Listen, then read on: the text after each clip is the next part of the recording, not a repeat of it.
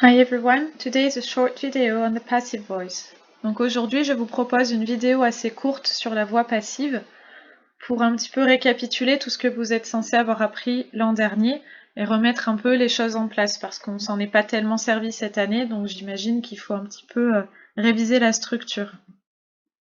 Donc tout d'abord, comme d'habitude, les règles du jeu, comment ça fonctionne. La structure est très simple, c'est la même qu'en français, c'est être conjugué, donc be, et le participe passé du verbe. Donc la voix passive, je vous rappelle, c'est l'équivalent, par exemple, le chat mange la souris, c'est l'exemple qu'on donne tout le temps. Voix active, la souris est mangée par le chat. Voix passive. Pourquoi? Parce que la souris est la victime, d'accord? C'est pas la souris qui fait l'action. La souris subit l'action. C'est pour ça qu'on appelle ça une voix passive. Et quand vous comparez la phrase le chat mange la souris est mangée par le chat, vous voyez bien que vous avez votre verbe être conjugué et le participe passé du verbe manger. Ok? Donc ça marche pareil en français et en anglais. On se rappelle que be est un auxiliaire, c'est pour ça que lui seul est conjugué. Donc vous allez avoir be à toutes les formes, à tous les temps. Je vous ai mis quelques exemples ici, am, is, are, was, were, will be, etc. Il porte la négation, puisque c'est un auxiliaire. Je vous rappelle que l'auxiliaire, le principe en anglais, c'est qu'il est le pivot de votre phrase. Il sert d'aimant un petit peu, si vous voulez, et toutes les modifications de temps ou de forme de phrase viennent se coller à cet auxiliaire, et c'est lui qui vous indique en fait si on est dans une question, si on est dans une négation, et c'est lui qui vous indique le temps de la phrase aussi. Et on se rappelle que les questions avec be, c'est très simple, il suffit d'inverser le sujet pour former la question. Quand on a un complément d'agent qui est exprimé, c'est-à-dire la souris est mangée par le chat, comme c'est celui qui fait l'action, on appelle ça l'agent. Bon, si vous vous rappelez pas de ce terme, ça n'a aucune importance. En anglais, ce complément d'agent, il est introduit par by, d'accord? Donc the mice was eaten by the cat, tout simplement. Par se traduit par by. Donc quelques exemples. J'ai choisi des exemples en lien avec la séquence que nous venons de démarrer.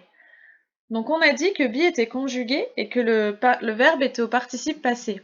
Exemple, children were forced to work. Les enfants étaient forcés à travailler. On a bien be conjugué au passé, were, puisque children est pluriel, forced au participe passé, puisque j'ai bien ed. La marque du participe passé en anglais, je vous rappelle, c'est ed pour les verbes réguliers, donc comme le prétérit, et c'est la troisième colonne de vos verbes irréguliers. On a dit que be était un auxiliaire et que lui seul était conjugué. Voilà quelques exemples. Children were forced to work, je suis au prétérit. Children have been forced to work, je suis au present perfect. Children are forced to work, je suis au présent. Children will be forced to work, je suis au futur, etc. C'est toujours be et le participe passé. Puisque be est un auxiliaire, il porte la négation. Exemple, children were not allowed to go to school. Les enfants n'étaient pas autorisés à aller à l'école. Et enfin, il est inversé avec le sujet pour former les questions. Donc si je reprends la phrase précédente, children were not allowed to go to school, j'inverse simplement children et were, et ça me forme la question. Were children allowed to go to school? Donc je ne touche pas à allowed to go to school. J'enlève la négation évidemment dans ce cas-là puisque je bascule sur une phrase interrogative. J'inverse juste sujet auxiliaire. C'est aussi simple que ça. Et donc on a toujours la voix passive complément d'agent introduit par. Exemple, children were forced to work by adults. Les enfants étaient forcés à travailler par les adultes. Ok, à vous de jouer maintenant. Donc je vous propose de faire pause dans la vidéo une fois que j'aurai expliqué les consignes. Donc le premier exercice, conjugate the verbs using the passive voice in the past tense. Puisque je vous donne des bases verbales entre parenthèses à la fin des phrases, le temps n'est pas forcément évident. Pour éviter les confusions, je vous indique qu'on va faire toutes les phrases au passé, au prétérit. Les verbes soulignés sont les verbes irréguliers. Le deuxième exercice consiste à transposer des phrases actives en phrases passives. D'accord? Donc vous utilisez les mots et simplement vous repérez le verbe et vous le transformez de l'actif au passif. Donc je vous laisse faire pause dans la vidéo, faire les exercices tout seul. Encore une fois, j'insiste, mais c'est important que vous fassiez les phrases avant d'écouter la correction, parce que ça vous permet de voir si vous avez bien compris, tout simplement. Si vous attendez juste de voir la correction, ça ne sert pas à grand chose parce que vous obtenez les réponses directement, mais vous ne vérifiez pas que vous étiez capable de les trouver tout seul. Donc moi, je vous laisse faire pause, vous prenez le temps qu'il faut, on passe directement à la correction. Alright, let's correct the first sentence. Donc le verbe est employ, donc employer. Le sujet c'est children, et on sait qu'ils sont employés in mines and fields. Donc les enfants étaient employés, c'est la voix passive en français aussi, dans les mines et les champs. So children were employed, je suis au prétérit, donc children est pluriel were, employed verbe régulier, je rajoute juste ed. J'ai gardé le même code couleur que dans la partie leçon, donc si vous voulez faire un retour en arrière pour vérifier la structure, c'est le même code couleur.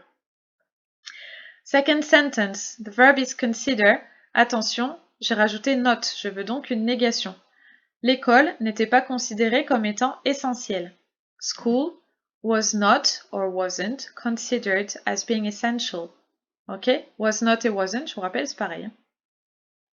Simplement, dans un langage plus littéraire, on va utiliser was not, mais nous, à notre niveau, et surtout quand on fait beaucoup d'oral, on va toujours privilégier la forme contractée. La forme en deux mots, c'est vraiment pour un langage plus soutenu. Need, qui veut dire avoir besoin de. Money, need. Donc, on avait besoin d'argent. Money was needed. Ok? Le on, en fait, en anglais, le on n'existe pas. Il n'y a pas de pronom impersonnel comme nous en français avec le on, quand on ne sait pas vraiment de qui on parle, quand c'est vague, quand on veut être vague. Donc en anglais, tout simplement, on va passer par la voix passive. Pourquoi? Parce que si je ne dis pas by quelqu'un, si j'ai pas de complément d'agent, du coup, je ne sais pas qui fait l'action. Dans ce cas-là, je ne sais pas qui a besoin d'argent. Et en fait, c'est pas vraiment l'objet de ma phrase. L'objet de ma phrase, c'est qu'on avait besoin de quoi? On avait besoin d'argent. Donc je commence par money en anglais, comme ça je mets l'accent sur le sujet de ma phrase, sur ce dont je parle. Money was needed. Comme on n'a pas de complément d'agent, on ne sait pas qui avait besoin de cet argent. En français, on va basculer sur une voix active avec on. On avait besoin d'argent. Alright, si on fait attention, verbe irrégulier, donc les enfants étaient vus comme de jeunes adultes. Children were seen as young adults. On fait attention, encore une fois, verbe irrégulier.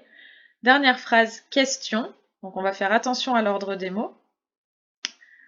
Est-ce que les enfants étaient beaucoup payés? Much, je vous rappelle, c'est une quantité pour un indénombrable, et money, c'est un indénombrable, il n'y a jamais de S. Donc, were children paid much? Les enfants étaient-ils payés beaucoup, en fait? Ok, j'ai bien inversé. Par rapport à la phrase précédente, par exemple, j'ai bien inversé. Children were children. Alright, now transpose into the passive voice. Employers asked children to work in cold and damp mines. Donc les employeurs, demandaient aux enfants de travailler dans des mines froides et humides.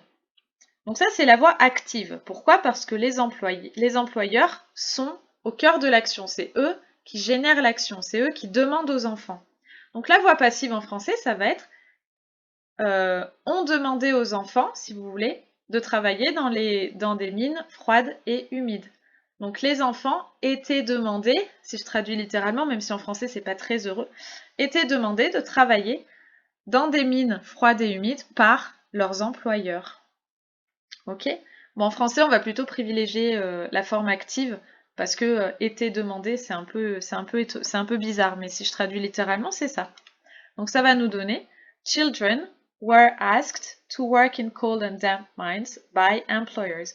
Donc employers qui démarrait ma phrase se retrouve basculé à la fin, c'est logique, comme le chat mange la souris est mangée par le chat, on croise. Donc employers asked children, sujet, verbe, complément. Le complément devient sujet, children est placé en tête de phrase devant le verbe, et employers est placé en fin de phrase. On inverse les deux. Donc were asked, ask est un verbe régulier, to work in cold and damp mines by employers, par les employeurs. Ok? Today, children make jeans and shoes. Aujourd'hui, les enfants fabriquent des jeans et des chaussures. Voix passive en français. Les jeans et les chaussures sont fabriqués par les enfants. Today, jeans and shoes are made by children. Donc si je reprends le segment children make jeans and shoes, j'ai bien children sujet, make verbe, jeans and shoes complément. Le complément jeans and shoes devient sujet. Le verbe make est transformé en are made. Comment je sais que c'est are et pas were? Parce que make est au présent. Je garde le temps, donc je mets be au présent, are. Made parce que je fais attention, c'est un verbe irrégulier. Et children est basculé en fin de phrase après by. Il est introduit par by. Dernière phrase. UNICEF protects children all over the world. Donc l'UNICEF protège les enfants partout dans le monde. Voix passive en français.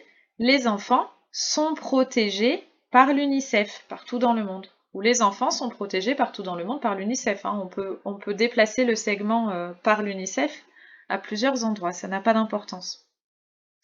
Je regarde bien le temps de mon verbe, protect, j'ai le S de la troisième du singulier, je sais donc que je suis au présent. Donc be, tout simplement, dans ma voix passive, va être au présent. Children are, donc be au pluriel, la troisième personne du pluriel au présent. Protected, j'ai enlevé le S de protect et j'ai remplacé par ED parce que j'ai besoin du participe passé. All over the world, by UNICEF, et j'introduis l'agent, c'est-à-dire celui qui fait l'action, je l'introduis par by. Alright? Donc ceux qui reviennent en cours, on va reprendre ça ensemble bien sûr. Ceux qui ne reviennent pas, si vous avez la moindre question là-dessus, vous me le dites, parce que moi je considère que c'est une révision par rapport à l'an dernier, mais là c'est à vous de me dire, peut-être c'est pas tant une révision que ça, et s'il y a besoin de faire d'autres exemples, de voir d'autres choses, de faire d'autres exercices, j'ai besoin que vous me le disiez. Alright, so I'll see you next week for those who come back to school, and I'll send the next video on Tuesday. Bye bye!